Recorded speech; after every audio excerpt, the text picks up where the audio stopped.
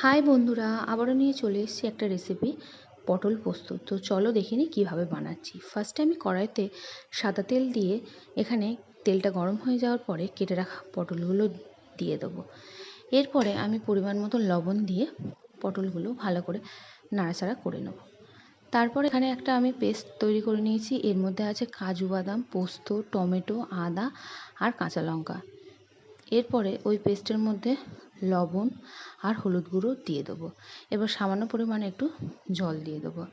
এরপরে অল্প সামান্য পরিমাণে একটু লঙ্কার গুঁড়ো দিয়ে ভালো করে মিক্স করে নেব। এরপরে পটলগুলো এরকম লাল লাল করে ভেজে নেব।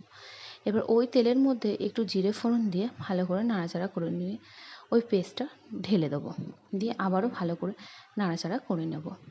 এরপর পরিমাণ মতন চিনি দিয়ে আবারও ভালো করে পটলগুলো নাড়াচাড়া করে নেব। এরপর আমি এখানে সামান্য একটু জল দিয়ে একটু ফুটিয়ে নিয়েছি ভালো করে। আর নামানোর আগে এবারে পরিমাণ মতন একটু স্বাদ হওয়ার জন্যে ঘি দিয়ে দেবো। দিলে তৈরি হয়ে যাবে আজকের এই রেসিপি পটল পোস্ত। নিরামিষ দিনে একটা অসাধারণ রেসিপি।